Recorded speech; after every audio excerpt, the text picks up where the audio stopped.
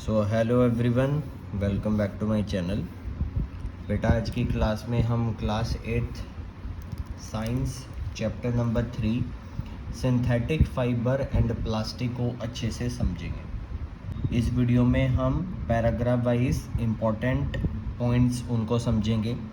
जो भी important question बनता है उसको हम डिस्कस करेंगे, कैसे क्वेश्चन पूछा जा सकता है उस चीज़ के बारे में भी अच्छे से जानेंगे। सबसे पहले अगर हम बात करें, क्लास 6 और 7 में हमने डिफरेंट फैब्रिक्स और फाइबर के बारे में पढ़ चुके हैं और वहाँ पे हमने नेचुरल जैसे कि कॉटन आ सकता है, जूट आ सकता है, सिल्क आ सकता है। लेकिन बेटा इस चैप्टर में हमने सिंथेटिक के बारे में पढ़ना है। सिंथेटिक फाइबर का मतलब यहाँ पे क्या है, यहाँ पे जो सिंथेटिक वर्ड रिलेट करता है आर्टिफिशियल से, यानी मैन मेड से, या फिर कह सकते हैं हम केमिकल बेस्ड फाइबर से, केमिकल बेस्ड फाइबर, ठीक है, उनके बारे में पढ़ना है। और लेटर इस चैप्टर में हम प्लास्टिक के बारे में भी जानेंगे। तो सबसे पहले पूछ रखा है कि नेचुरल और आर्टिफिशियल फाइबर, आप कुछ आर्टिकल लिखिए और उसमें से बताइए क्या वो नेचुरल है या आर्टिफिशियल है। नेचुरल फाइबर बेटा वो होंगे जो कि नेचुरल ओरिजिन से हमें उसे ऑब्टेन कर पाएंगे, जैसे कि प्लांट हो सकता है या फिर एनिमल से उसको ऑब्टेन किया जा रहा है तो वो नेचुरल हो जाएगा। आर्टिफिशियल जो कि हमने इसमें पढ़ना है कि केमिकल से बनाया जाता है, स्पेसिफिकली लैब और इंडस्ट्रीज़ में, ठीक है, उसके बारे में हम जानेंगे। सिंथेटिक और मैनमेड फाइबर की डेफिनेशन है, बेसिकली होता है क्या है, ऐसे फाइबर जो कि बनाए गए हैं ह्यूमन बीइंग के द्वारा बाय यूजिंग सेवरल केमिकल्स, उन्हीं को हम क्या बोल देते हैं, मैन मेड फाइबर बोल दो या फिर सिंथेटिक फाइबर बोल दो। अब जो ये वर्ड है सिंथेटिक फाइबर, ये है क्या एक्चुअली। जिस तरह से आप देख सकते हैं कि जो बीड्स या फिर जो पेपर क्लिप्स को हमने क्या किया, लॉन्ग चेन में कंबाइन कर दिया, उसी तरह से हम क्या करते हैं, सिंथेटिक फाइबर बनाने के लिए कुछ केमिकल्स को या फिर कह सकते हैं कुछ स्मॉल यूनिट्स को कंबाइन कर देते हैं और लार्ज यूनिट हम बना देते हैं। ईच जो स्मॉल यूनिट है, जैसे कि कोई भी एक दीवार है तो छोटे छोटे ईंटों से मिलके बनी होगी, तो जो वो दीवार होगी ना, तो वो तो होगी बिग यूनिट, जिसको हम क्या बोलने वाले हैं, polymer. Because small unit combine to form a large unit, जिसको हमने क्या बोला है, पॉलीमर। और इस पॉलीमर की जो सब यूनिट हो सकती हैं, छोटी यूनिट होंगी, उनको हमने नाम दिया है मोनोमर। तो यहाँ पे जो वर्ड है पॉली, इसका मीनिंग है मैनी, और जो मर का मतलब है यूनिट, यानी हम कह सकते हैं बेटा कि जो पॉलीमर है वो रिपीटिंग यूनिट से बना है। अगर हम बात करें नेचुरल पॉलीमर की, नेचुरल पॉलीमर में हमारे पास आता है कॉटन का एग्जाम्पल, और अगर पॉलीमर के एग्जाम्पल की बात करें तो हमारे पास क्या जाता है, सेलुलोज। अब सेलुलोज किससे बना है, वो ग्लूकोज यूनिट से बना है। तो यहाँ पे जो ग्लूकोज आ गया वो तो हो गया मोनोमर, और सेलुलोज आ गया वो हो गया पॉलीमर। अब टाइप ऑफ सिंथेटिक फाइबर पढ़ते हैं। टाइप ऑफ सिंथेटिक फाइबर में हमारे पास सबसे पहले आता है रेयॉन, जिसका दूसरा नाम है आर्टिफिशियल सिल्क। अब देखो होता है क्या है, नेचुरल सिल्क काफ़ी ज़्यादा कॉस्टली है, लेकिन उसकी प्रॉपर्टी बहुत अच्छी है, वो काफ़ी ज़्यादा शाइनिंग नेचर का है। कॉस्टली होने के कारण हर इंसान उसको अफोर्ड नहीं कर सकता है, इसलिए साइंटिस्ट ने क्या किया, 19वीं सेंचुरी में वो आर्टिफिशियल सिल्क बनाने में सक्सेसफुल हो गए। उन्होंने केमिकल ट्रीटमेंट कराया वुड पल्प के साथ। वुड पल्प जो वुड का छिलका होता है उसको केमिकल ट्रीट कराया और उसे उन्होंने आर्टिफिशियल सिल्क बना दिया, जिसकी रिजेंबल थी बिल्कुल सिल्क जैसी, यानी वो सिल्क जैसा दिखता है। लेकिन नेचुरल फाइबर के कंपैरिजन में वो काफ़ी ज़्यादा चीपर है। और बेनिफिट्स की बात करें तो इस आर्टिफिशियल सिल्क को काफ़ी सारे कलर्स में डाई किया जा सकता है डिफरेंट कलर्स के द्वारा। अगर हम रेयॉन को मिक्स कर दें कॉटन के साथ तो हम बेड शीट बना सकते हैं। आपने देखा होगा कई सारी बेड शीट काफ़ी ज़्यादा स्लिपरी होती है, सिल्की लगती हैं, लेकिन उसमें क्या किया गया है, रेयॉन के साथ कॉटन मिक्स करके उसको शीट बना दी गई है। ज़्यादा कर्टेंस वगैरह या फिर कालीन वगैरह अगर हम देखें घरों में, तो वहाँ पर भी क्या होता है, वो काफ़ी स्लिपरी होते हैं। जस्ट भी रेयॉन के साथ वूल मिला देंगे तो हमारे पास कारपेट्स बना सकते हैं। जो हमारे पास सिंथेटिक फाइबर आया दैट इज़ द नायलॉन। यहाँ से क्वेश्चन आता है कि name the synthetic fibre which is 100% synthetic. 100% synthetic का मतलब क्या है, उसमें कोई भी नेचुरल चीज़ नहीं यूज़ की है, कोई भी रॉ मटेरियल नहीं है नेचुरली अक्री, उसमें सिर्फ क्या है, वो सिंथेटिक बेस्ड है, केमिकल बेस्ड है। यहाँ पे हमारे पास आता है कि नायलॉन भी एक अनदर टाइप का फाइबर है। 1931 में क्या किया गया कि कोई भी नेचुरल रॉ मटेरियल जैसे कि प्लांट, एनिमल, इसको बनाने के लिए यूज़ नहीं किया गया। इसको बनाने के लिए यूज़ किया गया कोल, वाटर और एयर। इसकी बेटा प्रॉपर्टीज़ की बात करते हैं। नायलॉन फाइबर काफ़ी ज़्यादा स्ट्रॉन्ग है, इलास्टिक है यानी स्ट्रेचेबल है, लाइट वेट है, काफ़ी हल्का है, ठीक है, ईजी टू वॉश है यानी उसको वॉश करने में कोई दिक्कत नहीं आएगी, लस्ट्रस है, शाइनिंग है, ठीक है, और काफ़ी ज़्यादा पॉपुलर है कपड़े बनाने के लिए। इसके अलावा उसकी और भी ज़्यादा प्रॉपर्टीज़ है, एप्लीकेशन कह सकते हैं कि सॉक्स बनाने के लिए, रॉप्स बनाने के लिए, टेंट बनाने के लिए, टूथ ब्रशेज़ बनाने के लिए, स्लीपिंग बैग्स है, कर्टेन्स है, ये ऐसे काफ़ी सारे एग्जांपल्स हैं जहाँ पे नायलॉन का यूज़ किया जाता है। इसके अलावा नायलॉन का यूज़ किया जाता है पैराशूट बनाने के लिए, काफ़ी ज़्यादा स्ट्रॉन्ग है। और यहाँ पे एक लाइन भी लिखी गई है कि जो नायलॉन थ्रेड है वो स्टील वायर से भी ज़्यादा स्ट्रॉन्ग है। तो इतनी ज़्यादा अच्छी प्रॉपर्टी होने के कारण ही इसका इतना ज़्यादा यूज़ किया जाता है। यहाँ पे एक्सपेरिमेंट भी किया जा सकता है कि टेंसाइल स्ट्रेंथ हम पता कर सकते हैं। टेंसाइल स्ट्रेंथ का मतलब क्या है कि कोई भी पर्टिकुलर मटेरियल है उसकी कितनी स्ट्रेंथ, वो कितना झेल सकता है, कितनी उसमें फोर्सेस ऑफ अट्रैक्शन है जो उसको बांध के रखती है, टूटने नहीं देगी। तो यहाँ पे हम क्या कर सकते हैं, डिफरेंट टाइप के थ्रेड लगा सकते हैं। और यहाँ पे क्या करो, यहाँ पे आप क्या करो, वेट ऐड ऑन करते रहो, तो यहाँ से आप पता लगा सकते हैं कि कौन सा पर्टिकुलर थ्रेड कितना ज़्यादा झेल सकता है। और यहीं से पता चलता है कि nylon is one of the greatest और strongest fiber because it can carry so much weight, और वो टूटेगा नहीं, काफ़ी ज़्यादा स्ट्रॉन्ग है। अब नेक्स्ट टाइप के जो हमारे पास सिंथेटिक फाइबर है वो है पॉलिएस्टर और एक्राइलिक, ठीक है। अब पॉलिएस्टर नाम से ही पता चल रहा है तो पॉलीमर है, और इसका मोनोमर पूछा जा सकता है। इसका मोनोमर आएगा एस्टर, एस्टर मोनोमर है, और जो पॉलिएस्टर है वो क्या है, एक पॉलीमर है। अब इसकी जो प्रॉपर्टी है ना वो काफ़ी ज़्यादा अच्छी है कि ये रिंकल फ्री है, इसमें जल्दी से रिंकल नहीं आते, सलवटे नहीं आते, क्रिस्प रहता है, इजी टू वॉश है, काफ़ी ज़्यादा सूटेबल है ये ड्रेसेस के मटेरियल बनाने के लिए, ठीक है। और पॉलिएस्टर की तो शर्ट भी अवेलेबल है और काफ़ी सारी ड्रेसेस भी अवेलेबल है, तो यानी ये काफ़ी ज़्यादा फेमस है। इसके अलावा यहाँ पे एक और गिवन है जो टेरिलीन है। टेरिलीन एक पॉपुलर पॉलिएस्टर है। अब बात करते हैं, यहाँ पे एक इम्पॉर्टेंट फुल फॉर्म आती है जो कि है पेट। इसकी फुल फॉर्म है पॉलीइथाइलिन टेराथैलेट, यहाँ पे जो पी है वो साइलेंट है, पॉलीइथाइलिन टेराथैलेट, ये इसकी फुल फॉर्म है। अब देखिए इसमें जानना क्या है, ये एक टाइप का पॉलिएस्टर की तरह फैमिलियर है, ठीक है, और इसका यूज़ किया जाता है बॉटल्स बनाने के लिए, यूटेंसिल्स यानी बर्तन बनाने के लिए, फिल्म्स वायर्स बनाने के लिए, और काफ़ी सारी यूज़फुल प्रोडक्ट बनाने के लिए। अगर हम पॉलिएस्टर की बात करें तो हमने क्या बताया था, जो एस्टर है वो क्या है, यहाँ पे मोनोमर है, ठीक है। और एस्टर अगर हम केमिस्ट्री लैंग्वेज में बात करें वो बनाया जाता है एसिड और अल्कोहल की ट्रीटमेंट करा के। और एस्टर की आइडेंटिफिकेशन भी बहुत सही है कि वो फ्रूटी स्मेल प्रोड्यूस करता है। फैब्रिक अगर हम बात करें तो वो पॉलीकोट, पॉलीवूल या टेरीकोट की नाम से बिकते हैं, ठीक है। अब इसमें है क्या डिफरेंस, देखो पॉलीकोट में क्या है, पॉलिएस्टर के साथ कॉटन मिक्स कर दिया। इसके अलावा बात करें पॉलीवूल की बात करें तो पॉलिएस्टर के साथ वूल मिक्स कर दिया, तो एक नई टाइप की वैरायटी मिलती है जिससे एक अलग टाइप की करैक्टरिस्टिक आएगी।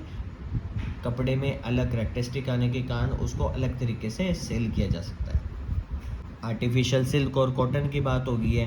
अब बात करते हैं कुछ ऐसे भी सिंथेटिक फाइबर हैं जो कि वूल की तरह रिजेंबल हैं, जैसे कि एक्राइलिक है। अब एक्राइलिक क्या है, एक सिंथेटिक फाइबर है जो कि वूल की तरह रिजेंबल है। अब वूल भी क्या है, काफ़ी कॉस्टली होता है, लेकिन आपको देखा होगा मार्केट में काफ़ी अच्छी जैकेट काफ़ी सस्ते प्राइस में है, जस्ट बिकॉज वो एक्राइलिक है, वो प्योर वूल नहीं है। वूल की डिसएडवांटेज क्या है, नेचुरली अक्करिंग होने के कारण वो एक्सपेंसिव है, ठीक है। लेकिन एक्राइलिक की बात करें तो वो क्या है, चीप है। दूसरी बात करें, जो कलर्स है उनको डाई किया जाता था, लेकिन रेयॉन को तो और भी ज़्यादा अच्छे कलर से किया जाता है, मतलब वो काफ़ी ज़्यादा ड्यूरेबल है, उस पर प्रिंट भी किए जा सकते हैं, अफोर्डेबल है, हर कोई उसको अफोर्ड भी कर सकता है। नेचुरल फाइबर के कंपैरिजन में तो जो ये सिंथेटिक फाइबर है काफ़ी ज़्यादा फेमस है। अब बात कर लेते हैं बेटा डिसएडवांटेजेस की, कि अगर आप सिंथेटिक फाइबर ज़्यादा यूज़ करते हैं तो क्या उनके कुछ डिसएडवांटेज भी हो सकते हैं, काफ़ी ज़्यादा इम्पोर्टेंट है। तो यहाँ पे आप देखेंगे कि जो सिंथेटिक फाइबर जो कि उनको केमिकल से बनाया जाता है, अल्टीमेटली कुछ केमिकल का साइड इफ़ेक्ट तो होगा ही होगा। जो लोग जिनकी स्किन सेंसिटिव है उनको स्किन रैशेज़ हो सकते हैं, स्किन डिसीज़ हो सकती है। इसके अलावा एक जो ज़्यादा बड़ा डिसएडवांटेज है वो की है इट मेल्ट ऑन हीटिंग। अगर उसको टेम्परेचर मिल जाए या उसको हीट के पास रखा जाए तो वो मेल्ट होना शुरू हो जाता है। तो लैब्स में काम करने के टाइम पे या फिर कहीं भी ऐसे किचन वगैरह में काम करते हैं जहाँ पे आग या फिर जो टेम्परेचर वो ज़्यादा है, तो वहाँ पे यूज़ नहीं करना चाहिए, क्योंकि बेटा वो अपने कपड़े से या वो हमारी बॉडी से अटैच भी हो सकता है, वो चिपक भी सकता है और वो उतरेगा नहीं फिर। तो इट में भी डिजास्टर्स, काफ़ी ज़्यादा डिजास्टर्स है। जो भी सिंथेटिक फाइबर है वो नंबर ऑफ प्रोसेसेस से बनाए जाते हैं, ठीक है। काफ़ी सारे प्रोसेस है, कोई ऐसा डायरेक्ट मेथड तो है नहीं कि एक ही मेथड से हमने केमिकल डाले और कपड़ा बन के आ गया। काफ़ी सारे प्रोसेसेस से उनको होकर गुजरना पड़ता है, लेकिन उसमें हम काफ़ी सारे पेट्रोलियम प्रोडक्ट्स का यूज़ करते हैं, इस वजह से इनको पेट्रोकेमिकल्स बोलते हैं। यानी सिंथेटिक फाइबर को बनाने के लिए हमने क्या किया, काफ़ी सारे पेट्रोलियम प्रोडक्ट का यूज़ किया, तो उनको हम पेट्रोकेमिकल बोल देते हैं। फिर करैक्टरिस्टिक्स की बात करें सिंथेटिक फाइबर की, तो काफ़ी सारी प्रॉपर्टीज़ हैं, जैसे कि ये ड्यूरेबल है, लेस एक्सपेंसिव है, इजीली अवेलेबल है, इजी टू मेंटेन है, काफ़ी सारे कलर्स में अवेलेबल है, चीप हैं, लॉन्ग लास्टिंग है, स्ट्रेचेबल है। जनरली जो नेचुरल फाइबर है वो स्ट्रेच नहीं कर पाते। यहाँ पे बताया गया है कि जो प्लास्टिक एक तरह से पॉलीमर ही है, क्योंकि इसमें भी क्या किया हुआ है, स्मॉल यूनिट्स को कंबाइन किया हुआ है। तो हमारे पास दो अरेंजमेंट है, लीनियर और क्रॉस लिंक। लीनियर में क्या मतलब है, वन आफ्टर अनदर, एक के साथ दूसरी अटैच है लाइन में, चेन सिस्टम है। लेकिन क्रॉस लिंक में है तो यहाँ पे लाइन तो है ही है, लेकिन वो दूसरों से भी कनेक्टेड है, यानी इसमें क्या है, क्रॉस लिंक है, ब्रांचेज है इसमें, अलग अलग शेप्स और साइजेस में इसको बनाया जाता है। प्लास्टिक को रिसाइकिल किया जा सकता है, रीशेप किया जाता है, कलर्ड किया जा सकता है, इसकी शीट बनाई सकती हैं, वायर बनाई जा सकती हैं, और ऐसे कई सारे एग्जांपल है जो हमें डे टू डे लाइफ में देखने को मिले हैं। पॉलीथीन की बात करें, ये एक तरह का प्लास्टिक ही है। पॉलीथीन हमारे पास क्या है, पॉलीमर, और इसका जो मोनोमर है वो है इथीन, ठीक है। ये हाइड्रोकार्बन है, इसका फॉर्मूला होता है C2H4। इसका यूज़ आपको पता है, एज ए पॉलीथीन बैग की तरह हम यूज़ करते हैं। अब देखो यहाँ पे प्लास्टिक है ना, दो टाइप का है।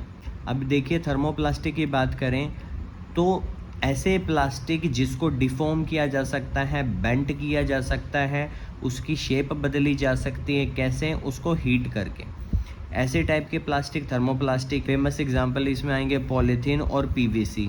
पीवीसी की फुल फॉर्म आती है पॉली विनाइल एंड क्लोराइड, ठीक है, ये पीवीसी की फुल फॉर्म है। अब थर्मोसेटिंग प्लास्टिक है बेटा, थर्मोसेटिंग प्लास्टिक ऐसे प्लास्टिक है जिसको रीमोल्ड नहीं किया जा सकता। जैसे आपने एक पर्टिकुलर शेप दे दी, उसको अब हीट करके हम सॉफ्टन नहीं कर सकते हैं, वो हार्ड होते हैं, उसको सॉफ्ट नहीं किया जा सकता, उसकी शेप नहीं बदली जा सकती। ऐसे टाइप के प्लास्टिक हैं थर्मोसेटिंग प्लास्टिक। इसमें जो फेमस एग्जांपल है वो हैं बेकलाइट और मेलामाइन। अब जो बेकलाइट है उसकी प्रॉपर्टी है कि ये पुअर कंडक्टर है हीट और इलेक्ट्रिसिटी का। तो काफ़ी सारी चीज़ें जैसे कि इलेक्ट्रिकल स्विचेस, हैंडल्स और वेरियस यूटेंसिल्स, बर्तनों के जो हैंडल होते हैं जैसे कुकर का हैंडल है, ऐसी जो चीज़ें होंगी वो बेकलाइट से बनाई जाएंगी। जो मेलामाइन है वो वर्साटाइल मटेरियल है, मतलब काफ़ी यूनिक है। उसकी प्रॉपर्टी है कि वो फायर रेजिस्टेंस है, वो काफ़ी ज़्यादा फायर को टॉलरेट कर सकता है, ठीक है।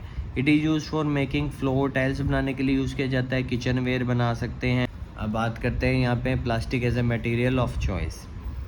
अब देखिए, काफ़ी सारी प्लास्टिक की प्रॉपर्टी हैं, जैसे ये लाइट वेट है, लोअर प्राइस है, गुड स्ट्रेंथ है, इजी टू हैंडल है। लेकिन ऑन दी अदर हैंड अगर हम मेटल्स की बात करें, मेटल्स तो काफ़ी ज़्यादा कॉस्टली पड़ता है। प्लास्टिक यहाँ पे कार्स में भी यूज़ होने लगे हैं, एयरक्राफ्ट में भी, स्पेस क्राफ्ट में भी, ताकि उसको हल्का बनाया जा सके। इसके अलावा फर्नीचर, स्लीपर, डेकोरेटिव आइटम्स, बहुत सारी चीज़ें प्लास्टिक से बनती हैं। ये इम्पॉर्टेंट है कि plastic is a non reactive. Reactive का मतलब क्या है कि वो केमिकल्स के साथ, मॉइस्चर के साथ, वाटर के साथ रिएक्टिव है या नहीं है। प्लास्टिक का केमिकल्स के साथ कोई भी इम्पैक्ट नहीं है, वो वाटर और ऑक्सीजन के साथ भी रिएक्ट नहीं करता। इसलिए क्या किया जाता है, जो ज़्यादातर केमिकल्स हैं लैब्स में, उनको प्लास्टिक के कंटेनर में ही स्टोर किया जाता है। जंग नहीं लगता इस पे। प्लास्टिक लाइट है, स्ट्रॉन्ग है, ड्यूरेबल है। इस वजह से तो हम काफ़ी सारी चीज़ों को बनाने में इसका यूज़ करते हैं। डिफरेंट शेप्स में मोल्ड किया जा सकता है, चीपली अवेलेबल है एज़ कम्पेयर टू मेटल। तो ये इंडस्ट्री में भी काफ़ी ज़्यादा यूज़ किया जाता है और हाउस होल्ड मटेरियल में भी काफ़ी ज़्यादा यूज़ किया जाता है। प्लास्टिक पुअर कंडक्टर है। इलेक्ट्रिकल स्विचेस बनाने हों, इलेक्ट्रिकल वायर बनानी हो, आपने देखा उनको कोट किया जाता है या फिर उनके ऊपर कवर लगाया जाता है प्लास्टिक का, जस्ट बिकॉज वो पुअर कंडक्टर है हीट और इलेक्ट्रिसिटी के। क्वेश्चन यहाँ पूछा जा सकता है कि हेल्थ के सेंटर में प्लास्टिक का कैसे यूज़ करेंगे। प्लास्टिक का यूज़ तो कितनी जगह पे किया जाता है, जैसे कि जो थ्रेड बनाए जाते हैं स्टिचेस को बाउंड कराने के लिए, सिरिंजेस हैं, डॉक्टर ग्लव्स हैं, काफ़ी सारे जो मेडिकल इंस्ट्रूमेंट है वो प्लास्टिक से ही बनाए जाते हैं क्योंकि उनकी प्रॉपर्टी के कारण। स्पेशल टाइप का प्लास्टिक है जिसको माइक्रोवेव ओवन्स में खाना गर्म करने के लिए यूज़ किया जा सकता है, वो भी प्लास्टिक का ही प्रोडक्ट है। टेफ्लॉन एक ऐसा टाइप का प्लास्टिक है जो कि नॉन स्टिक कुकिंग के लिए यूज़ किया जाता है। ऐसे कुकवेयर हैं जिस पे खाना चिपकता नहीं है, तो वो टेफ्लॉन की मटेरियल से ही बनता है।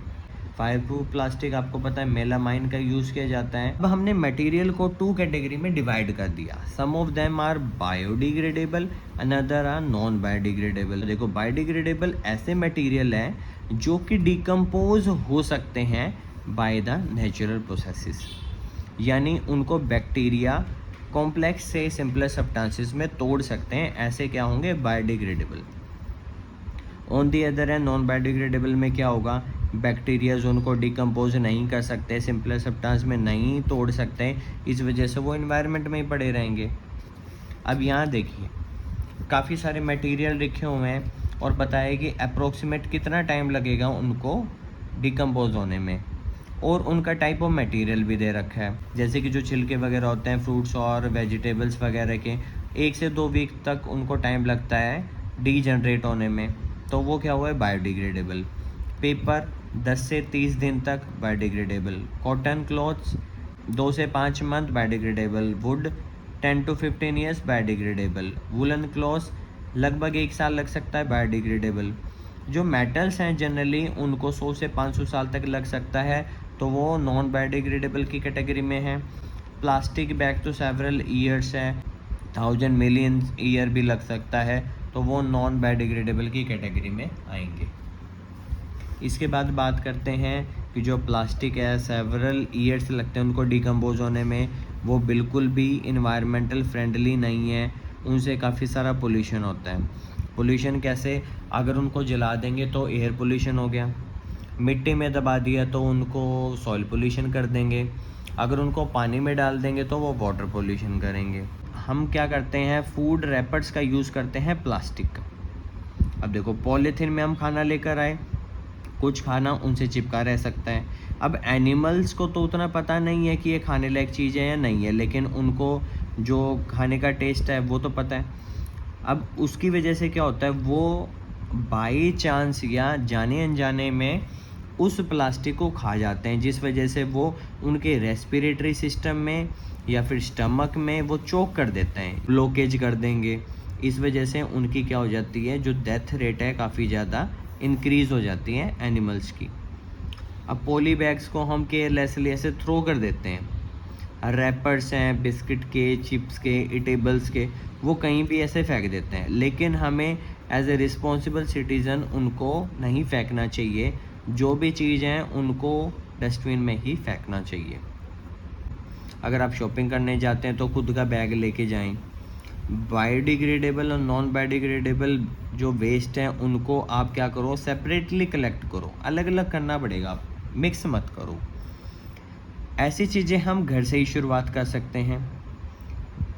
बेटर है कि हम क्या करें, प्लास्टिक को रिसाइकिल करें। थर्मोप्लास्टिक है उसको रिसाइकिल किया जा सकता है, उसको ज़्यादा से ज़्यादा रिसाइकिल करें।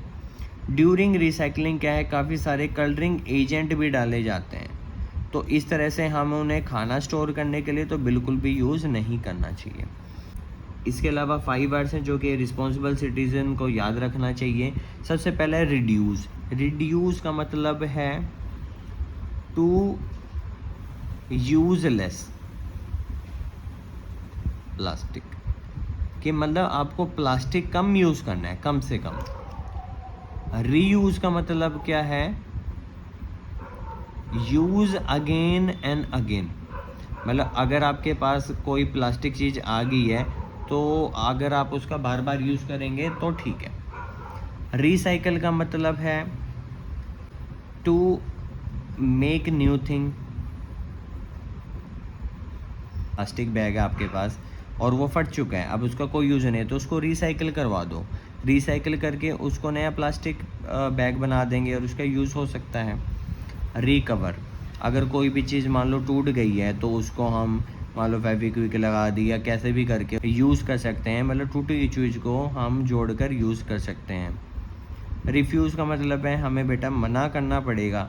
जब तक आप मना नहीं करोगे कि हमें प्लास्टिक का यूज़ नहीं करना, ये चीज़ बनती रहेंगी। प्लास्टिक बैग को तो वाटर बॉडीज़ में फेंकना ही नहीं है।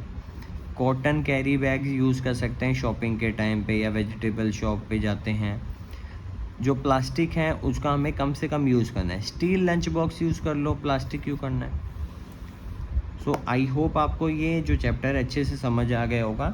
इससे रिलेटेड बेटा कोई भी डाउट है तो आप कमेंट बॉक्स में पूछ सकते हैं, और अगर आप इस चैनल पे न्यू है तो सब्सक्राइब ज़रूर कर लेना, क्योंकि ऐसे ही इंटरेस्टिंग वीडियो और एक्सप्लेनेशन आपको मिलती रहेगी। Thank you so much.